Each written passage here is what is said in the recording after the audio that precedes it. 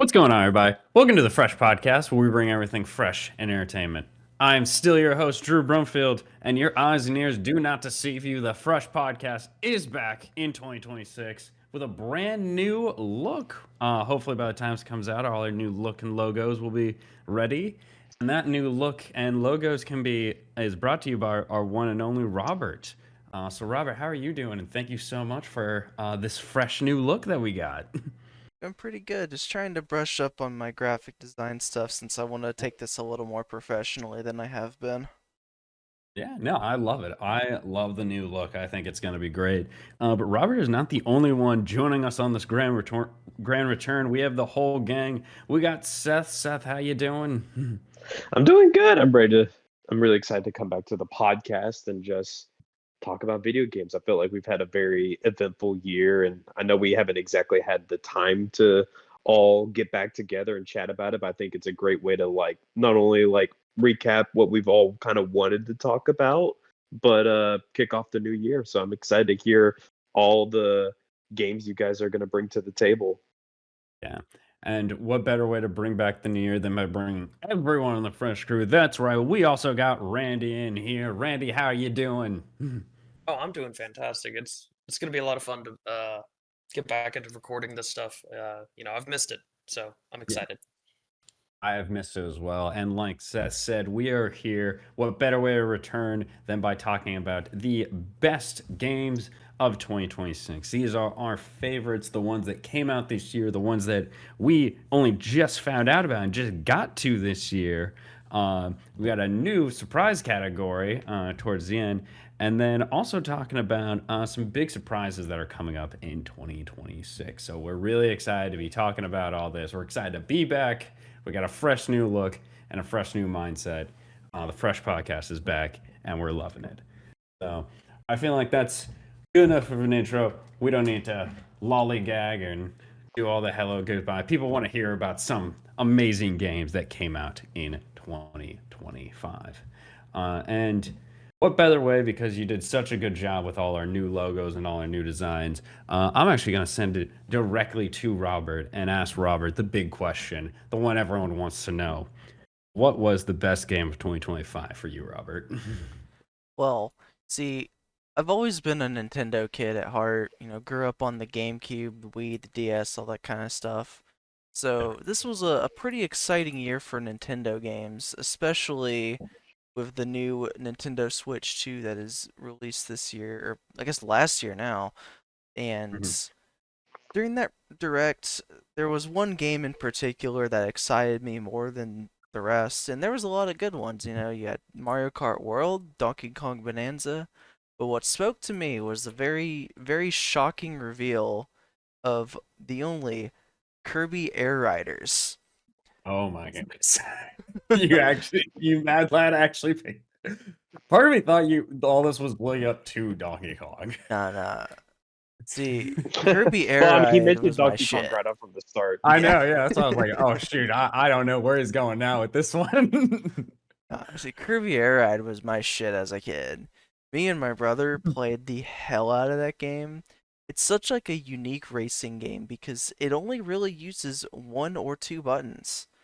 You have the control Hmm. stick and the A button that does everything. Because your vehicles automatically accelerate. So all you have to do is brake to charge up like a boost, and you could use that to drift, to accelerate, all that kind of stuff. And while it's really simple, it's really deep, like once you get into like the races or the city trial mode. And Mhm. Kirby Air Riders is basically just a expanded version on Kirby Air Ride from the GameCube. It's got all the core modes from the original and even brought back all the courses for Air Ride from the original game. So you get basically double the courses from the original game, a widely expanded city trial mode, which to go briefly into city trial, there's this mode where it dumps you and 15 other people on one map, and you basically collect a bunch of power-ups, get new vehicles to play with, and try to survive like hazards that happen on the map. And all this builds up to the mini games at the end, where you and who you're playing with take your vehicles and your stats and compete in different games. Like you might have a drag race, you might see who can fly the furthest or the highest, who can beat the boss. All that kind of stuff is what you build up towards, and it's incredibly fun and chaotic gameplay, and they pretty much turn like the chaos up like fourfold from the original because it was 4 players on one kind of small map. Now you got 16 players on a pretty large map to explore around, and it's a very well put together game. You can just tell that Sakurai really wanted to work on something like this again because this game is directed and produced by the only Masahiro Sakurai of Super Smash Bros. Notoriety. And What's that game? it's just a Yeah. little indie fighting game. No one's really heard about it, but Oh, okay, yeah, yeah, yeah. whatever. Yeah, nothing. Oh, is it Nah, like PlayStation All Stars? yeah, yeah. But Yeah. nah, Air Riders has just been such a blast to play. Um, yeah, Mhm. yeah, I'm just like, man, I never thought that Air Ride was ever going to get like a sequel or anything because it was such like a, I guess, under the radar game back on the GameCube. Not a Yeah. lot of people really played it, and those who did kind of felt like it was kind of unfinished in a way because there wasn't like a ton to do, but what there was to do was really fun to play. So I'm kind of glad that, you know, they got to go back and really expand upon the gameplay loop more and refine a lot of it. And I think it pretty much eclipses the original game in just about every way. Oh. Like it feels so much better, plays so much better, so much more to do, looks amazing, the music's great. I don't really have a whole lot of complaints about it, honestly. I did want to That ask. sounds pretty cool. I did want to ask Yeah. because, like, and I don't know exactly what years these all came out, but in recent years there has been a new Mario Kart, a new Sonic racing, and a new like Kirby Air Ride, all relatively coming out Same around the year. same time. Same year. Yeah. Okay, it is all the same. Yeah. I didn't know if Mario Kart was like technically the year before, but No, yeah. no, no. So Mario yeah, Kart was the launch three. title. Yeah, so three of the biggest racers, uh, like genre, all coming out in the same year. What makes Air Ride beat out the other two? Like, who technically have like bigger like it's not like Kirby's small, but the other two, it's Mario and Sonic. What So, puts Air Ride above them? Yeah. so what I think puts it above the others, at least for me, is that it feels like skill is more of a factor rather than just luck. Not that there isn't skill involved of like the Mario Kart or Sonic Kart racing games, but with Air Riders, you're pretty much all kind of on an even playing field outside of like what vehicles or what characters you play as, because the characters you play do kind of influence the stats a little bit. So like King Dedede might do better on a certain vehicle than like Kirby or Rick or anything. And pretty much like what you do on like the race courses is like if you hit other players or like absorb enemies and take their power-ups, that kind of speeds you up a little bit. So the races feel a lot closer and more competitive rather than like Mario Kart because like a Hmm. single like green shell or blue shell or lightning or whatever can kind of really screw someone over. And in Air Riders, I feel like your screw ups are much more on you rather than like RNG kind of dictating like, all right, you're going to be in like fifth now, even though you're in first. Yeah. Like I purposely think, everything targets you because you're in first, like Yeah, Mario. yeah, yeah. and I think it kind of ties into some of the stuff I've heard about City Trial, and like what I hear a lot of praise about is just the chaotic nature of it, where people are going into this mode and they're finding ways to not only use the characters that they're playing as, but like finding like the different parts and upgrades to build for specific things. So you hear about people like going into it and they're building more for speed or for control, going for these crazy ass builds like Robert was talking about. But I've also heard that people, it's like they get something like a completely insane build for like their uh what do you call it, like a cart still? I'm not sure what you call it. It's called vehicles, really. just a vehicle, like, Yeah. and then it just like the mini game they had to take part in. Then the very next event is like, oh, this is not at all what you need right now. So Yep. you're kind of fucked on it. It's like that. That's the kind of stuff that makes it fun. Like I feel like it sounds like a game that, from what I understand and the intuitiveness of the controls, it's a very easy game to pick up and play. But there's also a lot more like depth and strategy and secrets like tucked away in there for like really big diehards to just like dive into. Yeah, and pretty much every vehicle handles differently. Like someone might get on the Slick Star where it's basically like they're riding around on a bar of soap.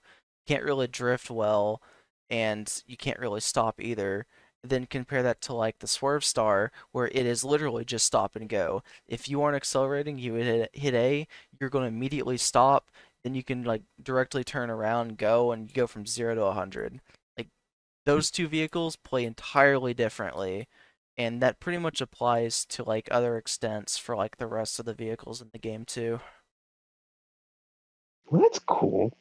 I am kind of like as people who probably listen to this podcast a lot, I am the kind of like the the hipster person. I always kind of root for like the lesser known title. So even though my money probably would have been more on like wanting to root for Sonic Cross Worlds, it is cool to see Kirby Air Riders has become sort of like, I think, the fan favorite racing game out of all of the like the titles that's come out this year. And I think it does it because it's doing something that's, I think where it's making a name for itself is based on the way you're describing it, Robert, is it's doing things that just other kart racers don't really go for. And I think it's more just like they're very much more traditional of like just, it's a track, it's a race, you do all the same stuff. I know that Mario Kart World did a pseudo open world thing, if I remember correctly. But like it seems like players seem to embrace the more like, I mean, they're all wacky. How do I put this? I think they embrace the way that like Kirby Air Riders breaks from conventional kart racing. It's like a very inherently flawed concept of just having like a one button racer, but the simple execution but hard to like master type of feel for it, I think makes it a lot more of like an interesting game to play than like a Mario Kart or a Sonic Racing. Because when you go into those, you already inherently know how like a kart racer will work. Because it's go-karts, you hit accelerate, you go forward, all that jazz. But this game, how it plays so differently and how it already does the acceleration for you, where it has its depth is from stopping, not going, which is quite different. Interesting. Well, definitely honestly kind of a surprise. I wasn't expecting I was this not to be expecting Robert's. a racing game to be part of a Robert's Game of the Year, but But I'm honestly, I pleasantly love it. surprised to see it. Yeah. Nostalgia 'Cause plays Kirby, like a very heavy factor into Air Ride 2 or Air Riders because of how much I played Air Ride. So there is yeah. that. I mean, fair. I mean, look, Nintendo. Pretty much every game that Nintendo puts out is banking on nostalgia, and you know what so it's fine. They all lean into it. I mean, I Uh, think it works, but like, to be fair, I think with Kirby Air Riders, like Robert pointed out, this was a sequel that no one was expecting. yeah, that's fair. Um, Yeah. When so they like played like I the think teaser, everyone thought it was gonna be Smash at first because the way that the trailer was directed was pretty much exactly like how a Smash trailer goes. So seeing Kirby Air Riders instead of like Smash 6 was very exciting. and it seems to be that I think the biggest thing that really helps Air Riders out is that you mentioned Sakurai is such a big person behind this. And I've heard so many people and reviewers, like when they talk about it, his name always comes up. And it seems to be what's most important to, I mean, not most important, but I think a big factor of this game and what makes it so good and what makes fans love it so much as well is the same amount of attention and love and detail that Sakurai gives to a Smash game seems to be here as well in Air Riders. It may not have the things like oh look, here's a dude from Persona or Fire Emblem in the game or Minecraft Steve or whatever. But this is still like a game that's like shows a deep love for like Kirby and the Air Riders game that had come previously. Yeah, because fun facts, Sakurai is the person who made Kirby. Like Kirby's his baby, and before like And then he that's why stopped Kirby's the main working at character of Smash. yeah, and like before he stopped working at HAL Laboratories, the last game he directed in the Kirby series actually was Air Ride 1. That's incredible. I can understand that. Right after that, he went into directing Brawl and then Kid Icarus Uprising, I believe, right after that. hmm The 3DS game, if Yeah. I remember correctly. Yeah. Yeah. So what I'm hearing is the next game that he's going to come out is going to be a Kid Icarus game. Please, for the love of God. I Yeah, actually as long would. as I would fucking love a modern. That would be the thing. That and like a Smash Bros would actually get me to consider getting a Switch too. honestly, yeah, I think obviously getting up in age, and I feel like with Sakurai, maybe some of the things he should consider doing before he retires is maybe revisiting Kid Icarus and then maybe one more Smash Brothers game.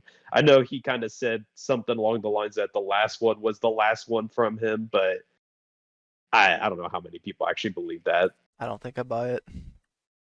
I know he put everything he got into this last one. To be fair, everyone was there. He got freaking Sora from Kingdom Hearts in at the end, Yeah. and I can't imagine what kind of legal nightmare they went through with Disney for that. Does Disney even know that they have Final Fantasy? Vaguely. No, they know there is also there is a Mickey in because they took On the out most Keyblade. every they had to take out every like a Disney related character like for his reference, but they I guess did allow because it'd be crazy to take this part out. Like there's a couple like hidden Mickeys and like Mickey shaped emblems on both Sora's character and his stage. So like Or the Keyblade. they're aware. Yeah. I think it's kind of hard to remove that stuff. It's just so tied into like the character design that's like, I mean, how the hell do you get rid of it? The Yeah. Kingdom Key in Kingdom Hearts is like one of the most iconic weapons in gaming, so them taking away the Mickey emblem would just remove a lot of the feel of it, honestly. Mhm. All right. Well, with that all said, Robert, thank you for your game of the year. And now we gotta move it along. We gotta ask some other people. And to make sure he doesn't fall asleep on us, I'm gonna immediately move it to Randy. Randy, Alright. yes, our game Top- savant yeah. played every single game that came out in 2020, 2025. You know what? Yeah, I totally did. 100 completed, like multiple of them. So Randy, of the mountain of games that you completed, what was the winner? What came out on top? I think it's really difficult to say exactly because I We'll kind of find have like out. three ideas, but I'll choose one and we'll just go from there. But I think as surprising as it is, I think it actually is actually Marvel Rivals. Mm. Okay. I'm Oh, not okay. really a shooter fan to begin with, but my God, it's very addictive, and I've had I think the biggest part of it is that I'm playing it with you guys, and then a couple other people that aren't on the podcast and whatnot, and like being able to, I guess, use it almost like socially as well. Also, just Mhm. like we're Yeah. hanging out more and like we're all playing the same game, and whatnot. And it's just addictive and it's fun to take these characters that you see. Technically, I think Rivals came out like 24 technically. Yeah, it was was December like of the 2024, so it's Yeah, close. like the very, very. yeah. So, So, I mean, we'll it's allow just it, yeah, That's we'll crazy, yeah. allow it. Mhm. Yeah, it's from if your guys' knowledge of me, you know that like generally I'm like shooter. I don't really care. Whatever. It's whatever. Without providing any spoilers, like when we were getting around to like obviously the Game Awards, you know, the lesser known show than the Fresh Awards. Of course. Yeah. The, Who the heck is Jeff Keighley? Yeah. Who is this guy? Loser. Whenever we were all sitting in the call, I would say only without spoiling it, only one of us was really like super excited about like the game of the year winner. And Randy Yeah. was, and Randy was not that person. Randy was definitely repping one game. And I I don't was know if I repping want one to game, but yeah, so like I this mean, is a surprise. I mean, I guess I can bring it up. I don't think it's technically gonna come up in a category for me. Mhm. Technically, it will be actually one of mine, but not my game of the year. It's Uh, definitely up there for me. Yeah. Yeah, it's but up there. I'm like, I really okay. I guess I'll spoil it. So Yeah. the game that we were talking about, to where yes, Expedition 33 did win Game of the Year. During the Game Awards, I was totally repping Hades 2. I was all about it. And like Yeah. Hades 2 is a very good game. But so like if you haven't played it, play it. I still literally turned to my coworker and I'm like, "Hey, you need to play Hades." And I'm like, "I've been playing Hades 2. It's really fun." Or I'm saying that to him. I'm like, "I've been playing Hades 2. It's really fun." And he's like, "Man," and he tells me about the games he's into and stuff. I'm like, "You need to play Hades. Like, you could probably pick it up for relatively cheap. You know, it's not terribly expensive. So that, you know, play Hades." But also, I don't know, Marvel Rivals was just so addictingly fun. Like it's like the only game I've ever played and like wanted to do like competitive to a degree, and like I've actually taken time to do it. I haven't taken time to like do any sort of practice or anything like crazy like that, but I don't like all you guys play it on Xbox and whatnot. Yeah. I think Robert. Yeah. And so, but I'm out here solo queuing to just like have a little bit of fun and then like get the skins for the characters that I enjoy. And I don't know, it's also, I don't know, there's something fun about being like that that fucking nerd Richard or Reed Richards is on my ass Yeah. or No, whatnot. Or just, and the classic of just being like, you know what? J. Jonah Jameson's, I think he was right. He is a miss. Right about Spider-Man. Yeah. Yeah. You're I damn don't know, right. it's just fun. It's fun. I think what it is for me, what I love about Rivals is in a weird way, I know the comparisons a lot of times tend to go to Overwatch because it's like the hero shooter type thing. But really what the game reminds me more of is our time when we all used to play Smite a lot. Mhm. It feels so much like Smite in the that's fair. sense of That's fair. it's like Smite without leveling up and building things, which is funny because the most recent hero that they added in does have level up mechanics and shit like that. But it reminds me, but I think I get where you're coming from, Randy. And I remember when we were like all in college and like Smite was kind of like one of our go-to multiplayer games. It was so fun because there was just the fun of like knowing who these gods are and their backstories, and then also understanding like, okay, this is this moveset, this particular god counters this god, and all that stuff. And I feel like I get the same sort of sensations from Marvel Rivals in like in a quicker space, like I don't have to worry about leveling up. I don't have to worry about like necessarily managing my items. It's a lot more action focused. And in a lot of ways, like I feel like it doesn't really feel like a third person shooter. It just feels more like an action game with some characters that have like third person shooter mechanics. Because like I feel like when I play Daredevil or something like that, it does not feel like a third person shooter. To me, this is like if I'm Daredevil, or Iron Fist, it feels like Sekiro. It's just like parry, like attack, So I agree. Marvel Rivals was I think a game that I had talked about in the podcast last year with me and Drew, of like a game that was like I'm really interested in getting into. I just really haven't like carved out the time to make it. So like, and funnily enough, after that podcast, I think like literally a week after we got it done, I did boot it up. I was like, okay, I'll join you guys. I'll play a bit, and it was funny. It was just a slow.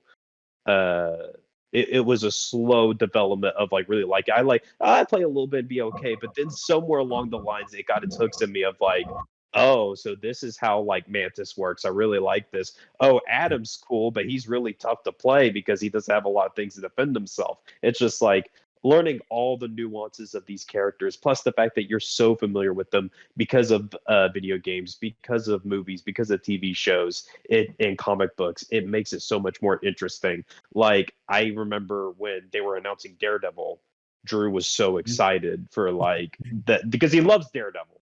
It's such a good show. Everyone should go Yeah. watch Daredevil.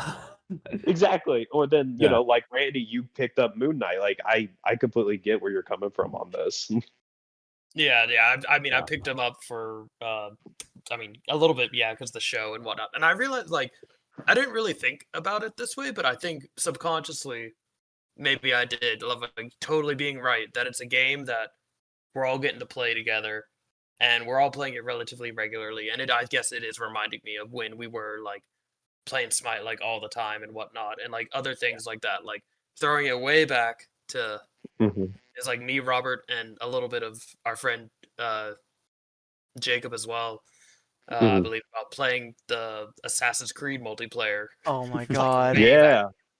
the way back. Holy shit. Robert should have realized right there from how much of a time sink I put into that game, how like I definitely have an addictive personality. Yeah, just a little bit. Because You I were just put fucking so much time cracked. into that. Yeah. I Cracked was. at that Thanks. game. Thanks. Yeah. No, with Marvel, I think this is definitely like I also said it like it's not an Overwatch comparison, but like for me, that is the feeling that I get when I play this game of it is the like it's always gonna get compared to it because it's a hero shooter. But early days, like 2016, 2017 Overwatch, it brings me back to then where I'm like, especially when it first came out, I wanna get home from work or school and like play this game. I just want to go and try the new character. I'm excited every time they drop a new character or a new event or like skin for a character. I'm into it now. And I think a lot of it also has to do with all of us, I would say, are pretty big Marvel fans. I'm certainly a big Marvel head, and I love that not only do you have like your big popular ones, like you have your Caps, your Iron Man, they pull some weird ones out. Like Blade wasn't super popular. Like no one knew who Luna Snow or Jeff was before this game. Um, but I love that like it's not all like the traditional picks is a bunch of X-Men, which warms my heart. I love the X-Men. But the fact that everyone also plays like how you want them to play. Like it probably would have been way easier to design Iron Man like far from Overwatch where she has like where he have to like modder his jets and he would like fall back to the ground so it'd be easier to counter. But no, they're like, no, he can fly forever because of course he can. It's not going to be fun if he doesn't fly forever. So if a character can fly, they'll have a lot of mobility, with the exception of Adam. Yeah. And of course, like, yeah, Daredevil and Blade, even though they're DPS, they have to be in there because they're melee type fighters. Like the game, Overwatch was always kind of scared of. Overwatch still always had to be a shooter. So everyone's, for the most part, with like two exceptions now, still has a gun and is using that gun and like still playing like a like shooter person. Marvel does a really smart thing, and Seth touched on this, where they're not scared to make a 100% melee person. Like in characters like I think the first DPS I picked up was actually Wolverine. So yeah, and like it's not the only one. Like they have Wolverine, they have Thing. Venom technically has some range, but it's still mostly just melee. Like it's Mr. insane. Fantastic. Yeah. Oh Yeah, fantastic. Thank you. And I love that they're not scared to get really weird with the characters. We just talked about the newest character of Deadpool has a lot of different abilities, and they certainly went weird here, but even other things of like, yeah, you wouldn't necessarily first think of Doctor Strange as a tank, but he works really well, and his portal's like an amazingly unique ability. Um, and that's why I think I like that of like there are so many characters and none of them really play like others, but all of them play exactly like how you would want them to play. Like, because who Hawkeye is. Yeah, he has to be the range person. You know who Daredevil is. If Daredevil was walking around and he had like like a 12 gauge shotgun to match the rest of the cast, it wouldn't feel like him. No, he has to be 100% melee. If Wolverine like was shooting his fucking bone spikes at people, it wouldn't feel like Wolverine. So they do a really good job of making sure the character still feel like how they should in like the comics and all of that.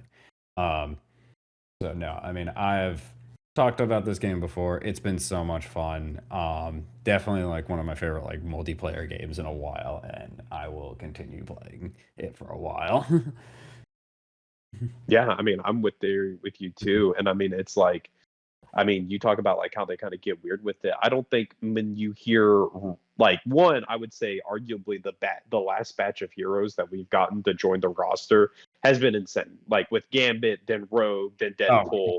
Like yeah. Oh yeah, it's those last it, three were wild. yeah, they're all like so fun. They have such a big like fan base and like dedicated like group of people who really love these characters, and they do interesting things with them. Like I think Daredevil, obviously being like a duelist, is very fun, but using things like his blindness to take into account to make that a part of like how he plays and actually making the player to a degree blind is cool, but also making it like able to sense characters through walls. And ironically enough, the blind man is the one who's able to sense where the invisible characters are, which is fantastic. But I think one of the ones that shocked me is like how they handled Gambit in Rogue. Like if you like when I think of Gambit, I think of his staff, I think of his like explosive abilities Yeah. and all that. I never think of him as like doing a support, but they do it so well, and making all of his support abilities like themed around card games is really cool. I really like that. Like, Mhm. like flush to purify, like bridge boost to like mega heal someone. Like all these things Yeah. are just so cool, so unique, and makes him one of the coolest and most versatile healers in the game. And it's just like it's fun, and it doesn't feel like that, you're heal botting, which is great. Like you actually feel like you're thinking on your feet. And then Yeah. Rogue, I feel like Rogue, when I imagine playing as her, I always think of her as like more like, I guess, a mage type, just the way she's been depicted in movies and shows, about like stealing people's abilities, having some Yeah.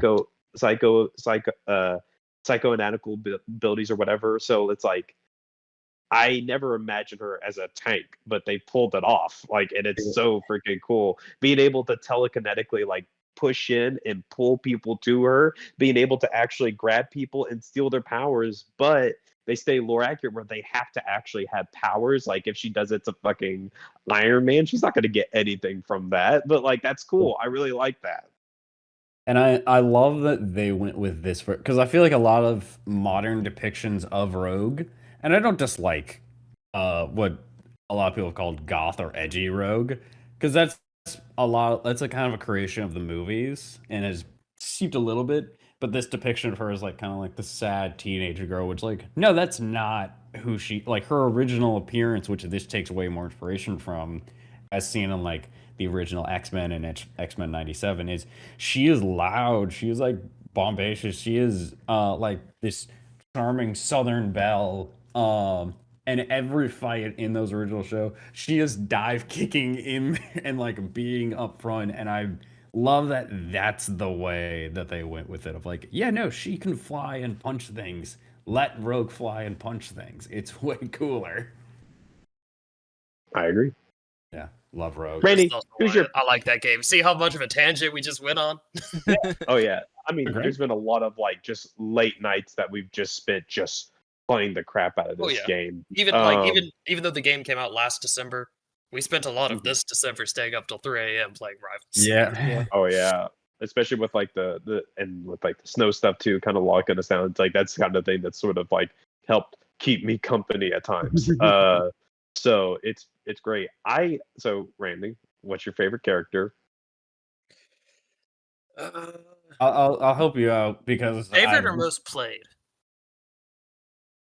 how about Like say your favorite I fall back to them because they're I mean, yeah, they're easy. yeah, say your favorite to play, and I would allow you to divide it up between the three roles. Yeah. Oh, okay.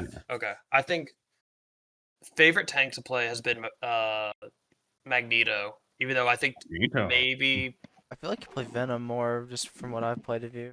I have recently, yeah, but that's because I got the new skin for him. But yeah, I think Magneto. For tank, Respect that. Yeah, good choice. DPS favorite to play is definitely Wolverine, but he he doesn't work always the best in every situation. And then healer wise, I don't know about favorite to play. I keep playing Cloak and Dagger because she's good, and I'm very good. And I won't say very good, but I'm good with her. Yeah.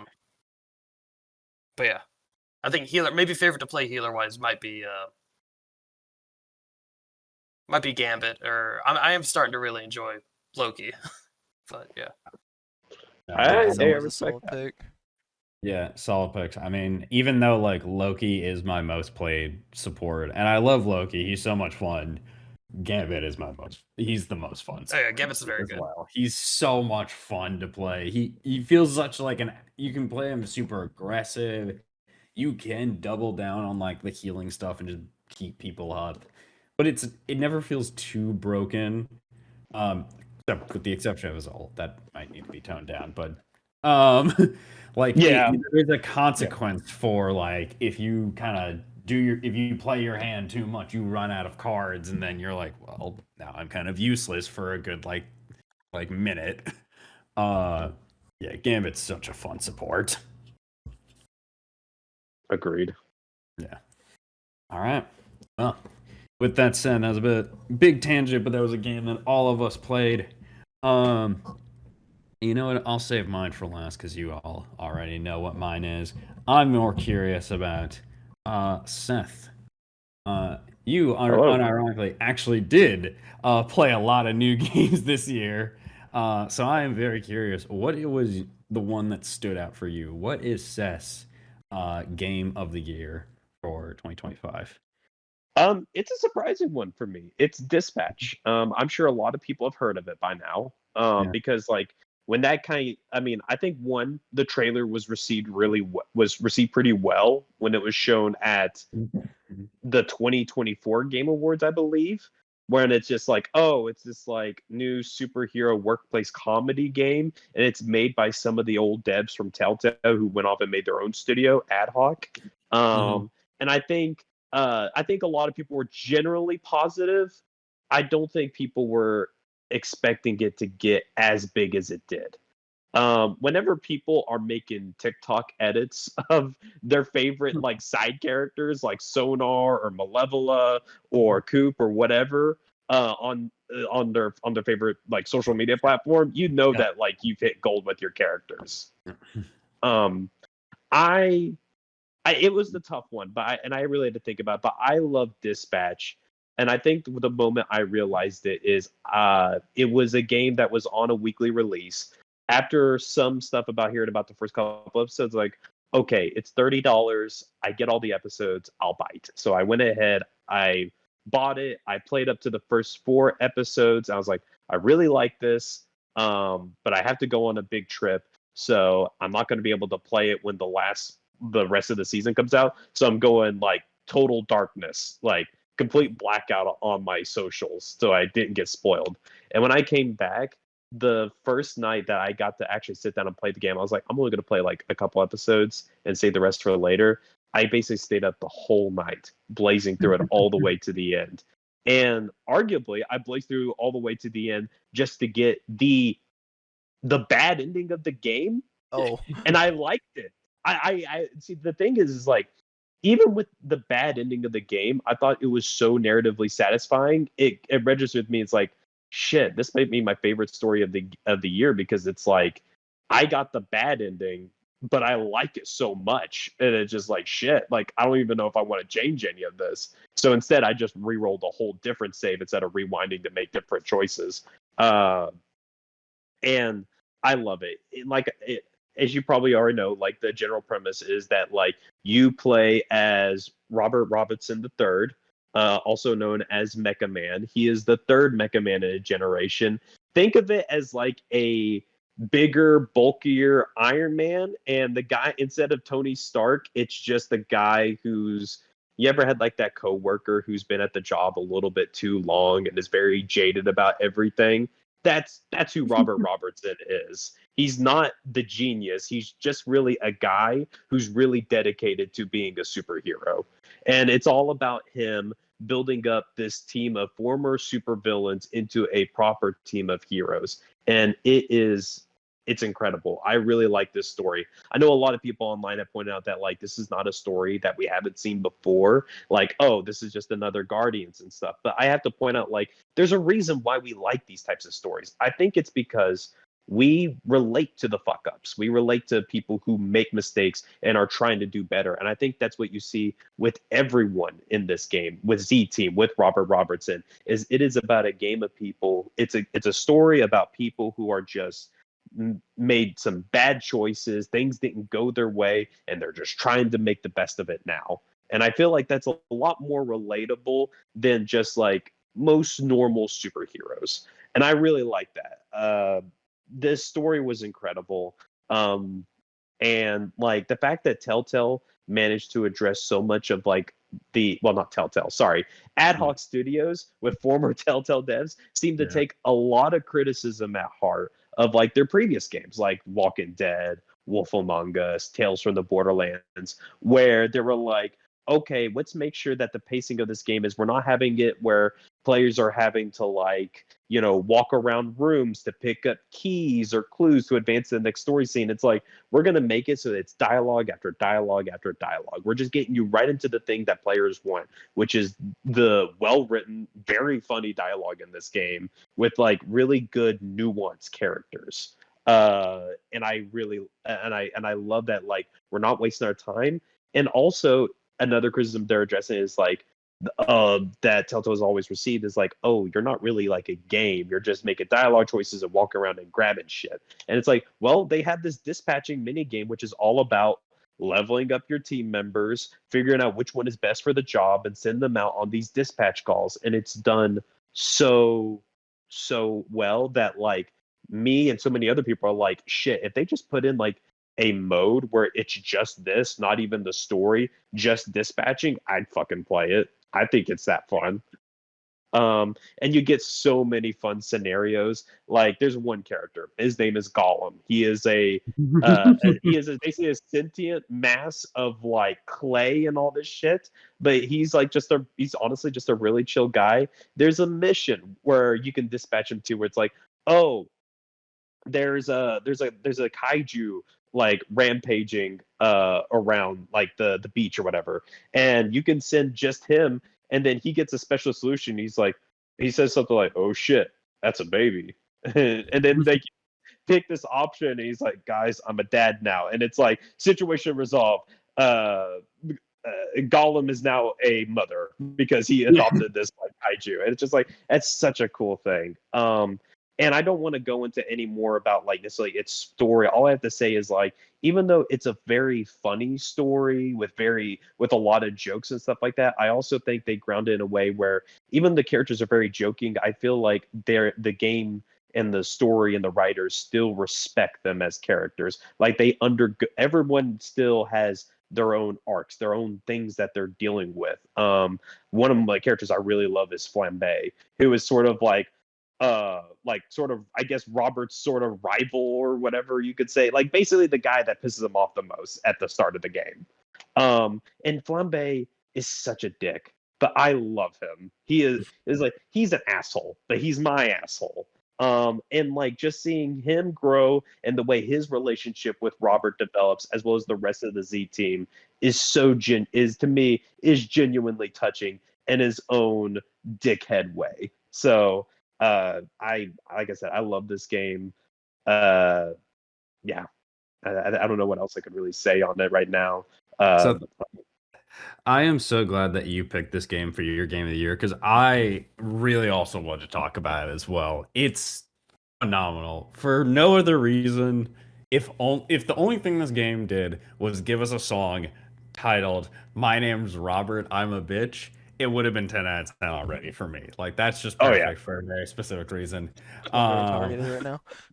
It's okay, Robert. Robert, technically, my first real name is actually Robert as well, so I get it. It gets both of you. I love it. I love it so much. But also like it's so good. When I remember I saw it and I was like, oh, that's a cool like idea. And then I saw it was the Critical Role team behind them, which if you don't know me, I love D&D. The big part of that is because of Critical Role.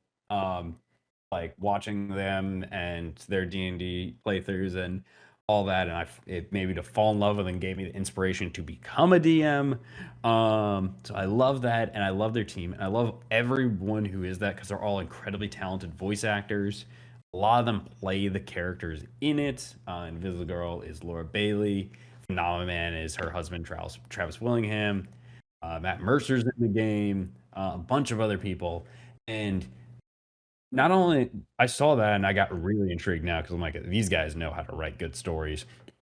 But what I think made me fall in love with this world so much is there's so much like superhero medium, but specifically like kind of parody medium, but not like comedy parody, like in the sense of like The Boys and Invincible, which are two shows I do enjoy, but they're very grim and dark takes on the superhero genre. They're very much like, oh, everyone that's a superhero is a drug addict and an asshole, or everyone's super violent and all this, which has its place. But what I love about Dispatch is it is real and realistic without having to resort to it being overly gory or like kind of raunchy or almost dirty. Like there are gory moments. Ironically, most of the time when Robert's not in the mech suit. Like he's honestly more dangerous. He has the suit on. He is. I do not want to Oh, fight yeah. that man without his suit. He's ripping ears off. But I love this world, and it can still be a superhero world and be both like realistic but not overtly violent. It that to me this one feels almost the most realistic because yeah, there are real people and there are superheroes, but it feels like a job. And it kind of is just accepted that there are just people that have weird abilities, and some of them use it for good and some of them use it for evil, and that's just how it works. And I love the world that they created here. Every character is unique, and I love that they didn't try to make this a Justice League parody or an X-Men parody or an Avengers parody. I feel like All that would these have been the super- easy route. Yeah, they could have easily done that, and some of them do share powers. Like there is someone with super speed, not on the direct team, but like he doesn't feel like the Flash. Like he's not like that. There is a fire person, but he's not Human Torch. There's like it could have been so easy just to have a dark, edgy dude with some kind of gadget powers. And there is a Superman parody, but they don't do the traditional stuff. A fat guy, a dude with water, and like, but they don't do that. They make all these people very unique. And I feel like that's what makes them stand out. Of they went the risk of, we're going to do our best to break away from the traditional stereotypes that people think of when they think of this genre. And that just works so well. I think the word I like to use is nuance. Like everyone has like nuance. They're not just their powers. They're not just their one personality. There's always something a little bit more going on under the table. And it's like, I really appreciate that. You brought up like the Superman version, Phenomenon Man, which I remember in the first couple of days when the game was out and we were getting the first couple episodes, everyone was convinced that like because of the mustache and all that, he was going to be this game's Omni-Man. Yeah. Which I mean, we get it. Yeah. It turns out he's not that old. He's just a very socially awkward alien, genuine alien, who just doesn't quite understands mortal customs. And slight spoiler, a lot of his story is him finding a new purpose after he is broken up with. So it's very funny. I'm trying to think of something. I think one of my favorite like little things about him is like Robert could talk with him and he's like I'm gonna make love to you. It's like, what? It's like, oh, I don't have proper working genitals, so I can't have sex. So I call hugging people making love. So it just it's so stupid and it's so funny to me. But also, it kind of makes him a little bit more endearing. There's almost like an innocence to that. It's like, oh my god, I fucking love him. But at the same time, one character I thought I would kind of hate because I thought they would go too far with the joke, but he turned into one of my favorites, Waterboy. Because he stammers, he's like very socially awkward, but like there's a really good touching scene with him and Robert where Robert is like they're just talking with each other and Waterboy's down on himself because he's like, yeah, everybody on the Z team makes fun of me and they think I don't know, but I do. I know what they're saying behind my back, and it's really hurtful to him. And then Robert just and what I love Robert tells him is just like, hey, I don't think you have a stuttering problem. I think you have a confidence problem. And just the way that he kind of helps build him up and just find more confidence in himself is like, it's so touching. And it's to a guy who previously, the whole joke with him is how he was cleaning stuff as a janitor around the place, is he was throwing up water on it. It's like, it's the perfect match of just like comedy, but also remembering that treat your characters with respect. You know, there's no throwaway characters where we're just here to just, you know, make them the butt of like a joke or whatever. Like they're all here for a reason, except maybe the arm dude. Maybe the little arm guy is definitely just there for the joke, which I'm okay with. You talking about Punch Up? No. Punch Up is the little short, strong dude. Arm, Yeah. the dude with like the two you baby mean arms. Yes. I He, thought he's you definitely okay. there just for the joke. He's definitely I there. thought you And were you know what? That's saying fine. that. I thought you were saying you didn't like Punch Up. I was like, what are you talking about? That's like No, my I, dude. I love I Punch love Up. Punch Up. No, Punch Up. absolutely. I love all the characters. Yeah. God, I wish if this was a spoiler cast, and I won't talk about him here. Love the villain. I don't even want to Mm. spoil who voices him. Love him. I think he's Yeah. great. The villain is the perfect villain for a Telltale game, and that's all I'll say about it because They do really neat things with them. I like it. yeah, no, I agree. I love Dispatch. If you have an extra like it's only like what, $30 max. Yeah. Yeah. It's probably on sale most of the time. Buy Dispatch, play the game, support this game so that we can get a second one. And then also so Critical Role will get money and make their own game. Yeah. Because I love these people and they're amazing voice actors and amazing writers and they deserve support. So yeah, play Dispatch. It's I definitely think one been last kinda thing. on. Oh, you go ahead. Yeah. Last thing I'll throw in, by the way, just to add on to your point, Drew, before I forget about Mhm. it, is that like, by the way, like Ad Hoc, who, like we said, mentioned, this is their first game from this studio. Not these are veteran devs for sure, but Yeah. this is the first game of this studio.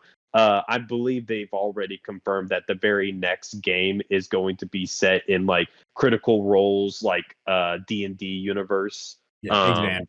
With like with like Vox Machina and all that. So I mean I definitely think you're gonna get that very soon. Hopefully, I really do hope we get a Dispatch season 2, just because I really want to explore even more about these characters. Like I want to learn more about like characters like Malevola and Mhm. Prism and Gollum, you know. So I agree. I agree. Great times. And you know what? And we made it through this whole conversation without talking about the romance once, which is what everybody was talking about. So I'm really proud of that. We didn't need to Yeah. talk about it. Nah. I just want to make one comment about Dispatch too. Is it's been something that's been on my radar, and pretty much everything I've heard about it sounds like it'd be a really good time. Like you said, it seems like they took like the point and click elements of like The Walking Dead and all that, and be like, all Mhm. right, this isn't the kind of game this needs to be, and it's still, I guess, a point and click in a way with like the Dispatch mini game, but it seems like they kind of focused a lot more on a little gameplay element rather than like, all right, narrative game, we just have to have puzzle elements just to kind of make it more gamey. And it feels like the direction they took with Dispatch is just a better direction overall based off of like feedback from those games. And I'm glad that they're receptive to all that. And yeah, it feels like it's a very accessible game too, as I think it's on what, Steam, PlayStation. It's coming out on Switch here in like this week Mhm. as of recording. I would say, yeah, Sweet. the one thing it isn't on technically is Xbox. I'm pretty sure. Boo. Yeah, Fuck I you, know. Xbox. I I know. yeah. Even though I'm I'm sure. probably the biggest Xbox player here. Yeah. Yeah, I think that's what makes this. And I'll there's actually another game I'll be talking about like ease of access to recommend. This is a game that's so easy to recommend to people, whether Mhm. you play games a bunch or maybe you're just a casual person into this kind of stuff. I even think I could convince like family members to be like, "Hey, I know you don't play games, but at least check out like a playthrough or something of Dispatch. It's like a really awesome TV show. I think you're gonna like it." Yeah. Um, It's also one one of more those games where you'd watch a playthrough and you're like, wait, no, I wouldn't make that choice. Dang it, I gotta get the game now because I want to see what happens when I make my choice. Yeah. and it's so fun and like the weirdly enough like I would say that like there's still very much a story that they're going for, but I do appreciate the way that they do make different choices and stuff kind of matter is really neat. Mhm. But I will throw in that like also another little detail that I love about this game. There's so many things I could praise too about like the voice acting, the art direction, and just the how well it flows. And I'm glad Telltale broke away from the 5 episode structure to ad hoc now doing this 8 episode thing where it doesn't feel like episodes are overly long or short. They're just right, the Goldilocks area. The thing I really love about this game though that like truly puts it is it's got the vibes. It's got the vibes because of the soundtrack. Like Oh just my like god, the whether it's soundtrack, that yeah, main theme. the main theme is so good and like whether it's just like whether it's just like the nice ambient music of just like listening to things like when Robert is like flying through LA with Blonde Blazer or whenever he's taking Beef out for a walk in like the rain or something. It just the game just finds those really good moments to slow down and just embrace the vibes in the way that Wolf Among Us would with Bigby in his apartment. I'm like, oh god, like I've forgotten how much I love these types of games and their atmosphere. And like there's that, but also the like licensed stuff too. There's an incredible sequence where I cannot imagine not listening to it in the licensed version, Mhm. where it's like it's basically a dance sequence at someone's apartment. I'm like, this is amazing, and I love this song so much. So yeah, Yeah. so that one is been on my playlist for is now like dominated my playlist Radio by Bershi. So great game, like just hits in every way that I would want a game to, and just shows a lot of growth from these developers when they were like just slogging out like all these like Telltale games. Like it's so good to see them grow. I'm hoping in my heart of hearts that it provides Telltale proper sort of the gas to be like, hey, I hope this doesn't. I hope Dispatch doesn't discourage Telltale proper as they work on the Wolf Among Us season 2, which I hope to God comes out sometime in my lifetime. I hope it doesn't discourage them, but shows them that like, hey, there's an audience for this still out there. Yeah. So yeah. I definitely agree. Well, that moves on to our final game of the year, and it is mine. Uh, and talking about small time developers coming in and making something amazing. It is no surprise, but me and one Mr. Jeff Keighley, and apparently the Muppets as well, all agree that one game definitely stood above everything else. And is a game that I still wholeheartedly believe once Seth gets over his hippie mindset and once Robert just kind of finishes his backlog of games. And also, Randy, you would love this shit too. It's Expedition 33 for me. This fucking game is so Like good. the French, they robbed them. Anyway, continue. It wasn't even you didn't even pick Hades 2 as your game of the year. You Yeah, can't even I know. mention I'm it. just bullshit. I'm bullshit. Yeah, I love that you had the opportunity to do that, and you're just like, nah, fuck it. I'll just Yeah. fuck 80s too. It's Anyways, so again. No, Look, okay. Anyway, any other year, Hades 2 is winning it for me. I'm working on 100%ing it right now. I'm pretty sure we're playing it right now as we're talking. But dude, this fucking game that came out of left field. It came out of a time where I was like playing a different game, and it just like took over the world, and I was like, I have to see what's happening with this. Like, because it was on Game Pass, so I was like, I might as well try it. I'm not a big like turn-based RPG person. So, like I'm not the Resident Persona fanboy in this chat. That's the other two guys. Um, and Mhm. I'll get to it eventually. Um, and like I was like, this isn't You really don't have to my. lie to us. We're okay. I have Don't I have worry. Metaphor on my wish list right now. It's on Game Pass. One Good of these shit. days. Yeah. But anyway, no, it's. I was like, I'll probably maybe try to get through Act One or through a boss fight just to see what I love, and I just was obsessed. It is, first of all, gorgeous looking. Like, not necessarily like graphically, like it's not like the highest budget thing, but just the art style and the art direction is beautiful to look at. The story is phenomenal the first time you go through it. Like, so early on, you get invested to these characters so fast. Despite them being French, you still like see them as real people. Despite them being French. Yeah, What? I know it was a Mhm. big. This game made me like the French. Do you know how hard of a challenge that is, Robert? That's insane. But the game's so fucking beautiful, and the story and the voice acting is amazing. Like, if anyone other than either Ben Starr or Jennifer won voice actor, I would have fucking rioted because they do so well. Same with Charlie Cox as Gustav. Like they do, and he's not like a video game person. He wasn't expecting this to be amazing, but he did so good. And that's not even getting to my favorite part about it, which is just like the actual combat. And that's insane to say about a turn-based game, but just the simple act of adding both a parry and a dodge makes it so much fun. It makes it so you are actively paying attention during every turn.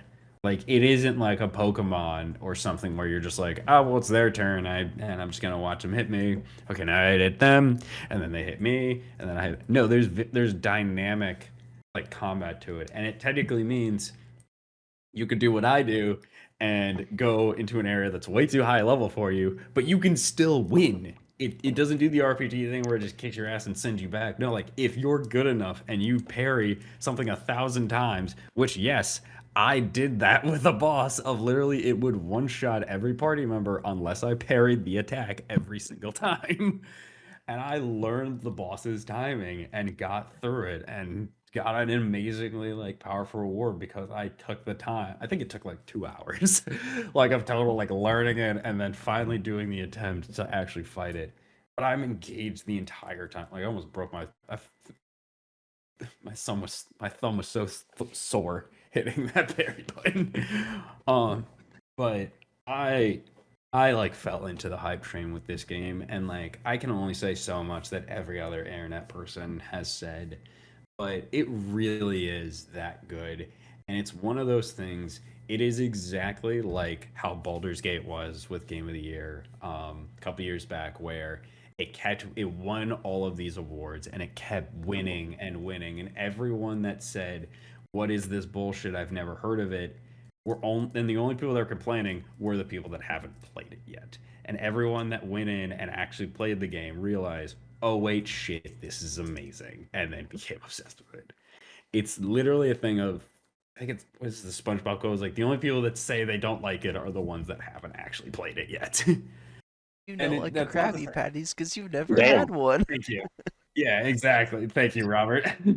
And I'm not saying that like it is perfect. Like there's it gets a bit, you do get like a little too overpowered towards like the third act, so it does, you do kind of like blow through the very end, but like honestly, a lot of the, I don't even want to talk about any of the criticisms because everything I would talk about is just nitpicks. Like it feels like I'm really just grasping for straws, and really though, it's such a fun game, and I feel like I'm going to be like I'm so nervous about overhyping it because I do believe you guys, because unlike me, you guys actually do play the games I recommend. Um but I do think that you both will play it one day, and I hope you actually do enjoy it like the way I have. And Randy, you should play it as well. I Um probably should. Yes, I know Just you. because I've had Just entirely too many hours in Baldur's Gate 3, but I yes, you'll also need to will mention. make the note of, yeah, when Baldur's Gate 3 won all those awards like a year ago or whatever, and I'm like, I just laughed my ass off that Baldur's Gate still won another award this year. Comes back, It's It just keeps never going. back for stops. more. Yes, exactly. Game. It just keep getting one more in there. Yeah. Yeah, Um. or like with I. Expedition 33, it's something that definitely I feel like I would really mess with once I like actually get around to it. It's sitting on the shelf. I've got a PS5 copy out there, just waiting for me to play it. Yeah. And with how much I really like digging into like RPG systems to break them in half. Spoiler Yeah. or foreshadowing an upcoming topic. It's really fun to go in there and just find some really disgusting shit you can throw together just using Oh, like game mechanics like okay, what do these items and equipment put together do or what can these skills do? Stuff like that is really fun for me. So I think like Expedition 33 having a sandbox like that where you could just make some really disgusting builds is something I'd probably waste a whole lot of time doing. yeah, Robert, you will fall in love with the Picto system. It's very similar to like the Final Fantasy VII. Was it Mako system Materia. or Materia? Thank you, Materia. It's kind of like a more expanded version on that from when and I haven't played seven, so maybe I'm wrong, but that's how a lot of people have described it to me. That specific, I'm like, Robert would eat this shit up, the way you can build these people. So yeah, Yeah. that is yeah, that's definitely my pick. And I also love that this is a small team, and the way that this came together is such a fun story of these are ex Ubisoft devs who just were tired of making Assassin's Creed games. And this is coming from someone that I like the Assassin's Creed franchise, but I also understand of just like we want to do something different, and then they come out and do this shit and win all the awards. And I think that's just such an amazing story for the gaming industry of like you don't need to be a mega giant corporation that has microtransactions and everything has a battle pass and all these different like no, you just need people that are passionate about a game to go and put their passions to work, and this is the result.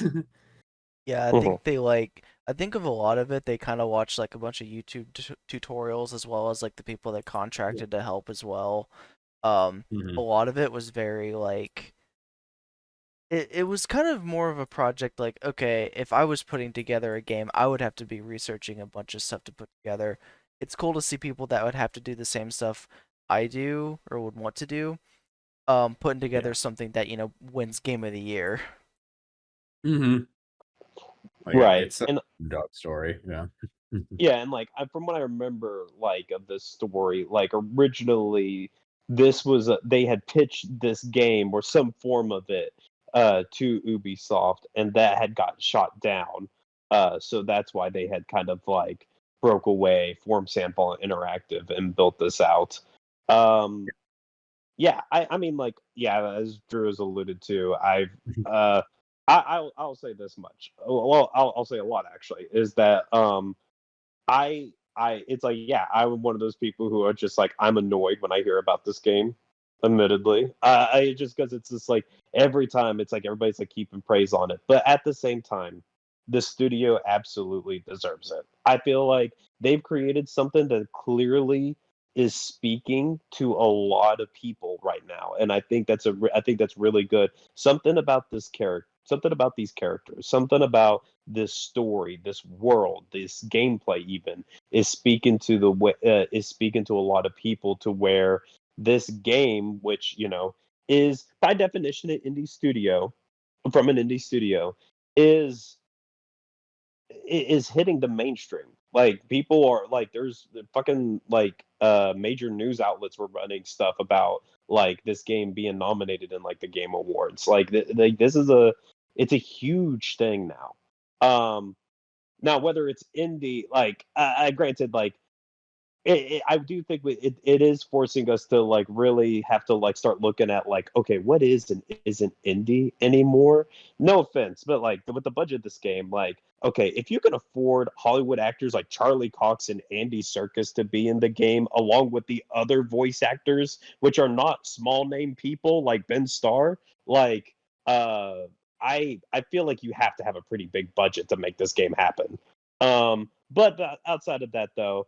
I think, despite my hipsterisms, which, by the way, I don't think they're necessarily like wrong. I just know what kind of person I am. If I play Yeah. this game right now, like all I'm gonna do is look at it in a way of like, okay, I will basically end up over analyzing and picking away at little parts of it to see what's wrong with the game, just because there's that little like reptilian part of my brain that's like, I want to prove everybody else wrong. Um, that actually no, this is shit all along, and you're all idiots for liking it. No, that's not true. It's a good game. I just haven't touched it yet. So I want to give it time, and a lot of times it's worked out great for me. I like one of the things I played this year was Balatro. It's my most played game of the year. I Yeah. think in total my play time ended up being around like 2 weeks of my life in total, which is crazy. Because it's basically like something like, yeah, I'm just sitting on the toilet. I might as well just boot up something a little bit to play or whatever. And like this game took over my life, and that was one of those games that got talked so much about in 2024 that I'm like, oh, I'm not gonna play this. And then I waited. It's like, okay, now I'll jump into it, and I loved it. I adored it. Same thing really with Baldur's Gate 3. And it's not because I didn't have the capabilities to. I had a PC that could run it. I had a PS5, which was available on day one. I was just like, I don't know. Everybody else is talking about it, and I played it, and I liked it. I wouldn't say I liked it as much as everybody else did, but I liked it. So that's where I'm at with the Expedition 33, and I feel like what I do like about this game that I can speak on is I like what it represents. I like that it represents that we can do ideas like, how do I put this? This game is not necessarily anything new. Like, I don't think this game is I'm going to borrow some ideas that I've heard other people say. I from what I've seen of this game, I don't think this game is revolutionizing turn-based RPGs. As probably Robert would point out, like, oh, timing-based attacks and parries, yeah, that's Paper Mario. Like that kind of shit has existed before. Stylish HUDs and transitions, that's Persona. Like these are things that have already existed in other games before. I think though what I like about this game is that like it's a brand new IP, embracing like a very unique art style and music choice, and being very true to being, well, French for lack of a better word. Uh and it's dealing with like interesting concepts and interesting like subject matter that I think is speaking to, like I said, the players who are playing this game right now. And on top of that, it's not being charged like a full like 70-80 dollar price tag. This game came out at $50. In fact, this has been a great year to kind of show that like if you want full-fledged experiences, you don't have to pay the price point that like AAA like publishers want you to pay for their games. Like you don't have to pay $80 for Call of Duty Black Ops 7 to have a good time. You can probably get Marvel Rivals and download it for free. Like You don't Helldivers have 2, like super successful, Yeah. $40. $40. Hollow Knight Silk Song, Hades 2, both of those $20. Yeah, Hades. I think I'll double check you, but yeah, Hades 2 is definitely not a $70, $80 game. Oh, I'm Hell I'm no. pretty. And it's I remember fantastic. buying it for $20. Yeah. So and then, like Hollow Knight Silk Song, $20. Dispatch, $30. These, I think we're speaking to a time when, and there's a bunch of different things going on right now that are influencing like why are prices so high and why it's so ridiculous. And God, even in the gaming space, you can't even afford RAM anymore because of fucking AI data centers. So thank God for Ugh. Elon on that. Um, Oh, but like I think what we need to be looking at is like the future of games is it's not necessarily games have to be bigger. They don't have to necessarily be the biggest graphics defining thing. I think people just want something that feels genuine. that feels like it has like heart to it, and it feels like it has like artistic vision behind it. And I think that's what Clair Obscur is, because like you look up like the how long to beat stuff on like Clair Obscur, because I've looked at it a couple of times. You could complete the main story in about like 30 hours. That's Yeah. small That's by pretty turn-based short for RPGs. yeah, compared to stuff like Persona, like Metaphor, where those are like 100-hour games. Shin Megami, yeah. Shin Megami Tensei is like 50. I think 5 is about 50. But yeah, it's like it's a game that kind of respects your time a little bit more. Like they don't need to do a bunch of extra stuff to make the runtime feel worth it. They just wanted to make what they wanted to make, and everybody is happy with that. Yeah, and I think it just comes down to like, smaller dev teams are forced to have to work within constraints. And a lot of times I think constraints give way to better games. So it's just like we're not putting a bunch of filler into this. We're trying to make as much of this matter to the player and not trying to like bloat up the time or whatever.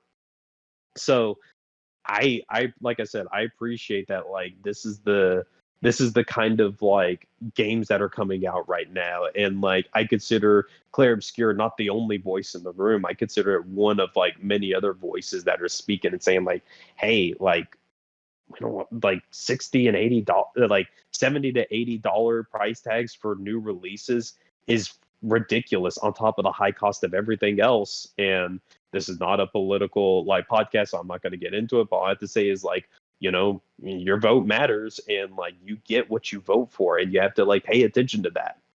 And I'm really hoping that we see more of these types of games break away from like greedy publishers and stuff, where they can put out new and interesting ideas. Like I think of Hi-Fi Rush as another great example of a game that wasn't fully priced, and it was released, and it was incredible, well loved. Just to have that studio almost shut down by Microsoft, but at least they got sold off to probably another shitty company, but at least they're alive for now. I think it's Krafton, right? It's Krafton, and like I mean, if you want to like just a textbook example of like why you should be very wary about Krafton, just look into the whole drama about Subnautica 2 and why they had to quote unquote delay it. It's so fucked. But yeah, like overall, like I will try out Clair Obscur, like absolutely. I'm just one of those people where it's just like I gotta wait for when everybody else shuts the hell up about it and be like, yeah, this is a neat game. I'll enjoy it. And I will say, I joke because I find it funny. But I do respect you enough for being self-aware enough to be like, no, I'm not gonna give it a fair viewing or representation until it's died down. And I respect you for knowing yourself well enough to know that. Oh yeah, and I just I know there's a lot of people out there for the people who just like to put like hot takes and stuff on that just to get like attention and stuff like that. It's just like don't waste if you're going into something like fully expecting not to enjoy it or something, don't waste your time with it.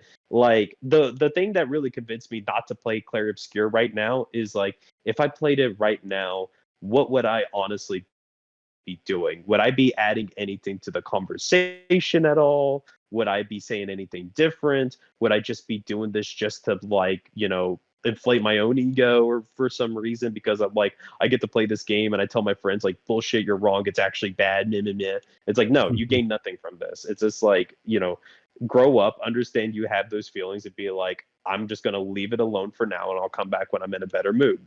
That's it. I think it's important to know when you want to play a game to genuinely play a game rather than have something to talk to your friends about for a couple hours and never talk about again.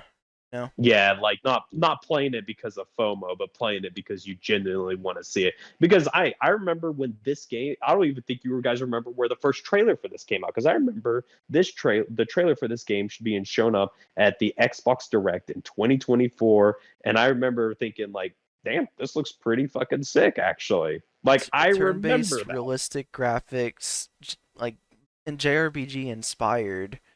Like okay, Yeah. you don't really see that often. I remember when it showed the turn-based stuff, I was like, this fucking looks nuts. Because everything else, I was like, this looks like more of like a God of War type action story-driven thing. And then when it went to turn-based, I'm like, hold up a fucking second, what the fuck is this? Like, so I remember that trailer. That Yes, was a good trailer. that's pretty much where I got interested in the game. Was like, all right, this kind of looks whatever. Then you see it's actually like an RPG rather than like a kind of generic action game. You go, okay, hold on a second. There's something here. There's something being cooked here. I also remember that moment, but ironically for the other reason, I was like, "Oh, this looks pretty cool. Oh, it's a turn-based RPG. Ah, whatever. I'll probably skip it." And It activated my funny monkey brain where I go, ooh, big numbers. yeah, Yep. Weirdly enough, and just mentioning it, I'm getting similar vibes of like when I saw some of the gameplay recently from Beast of Reincarnation. I am not a Game Freak guy. I don't care for Pokemon. I know I should play it. I have a totally legal copy of Pokemon Emerald right now. Ayo.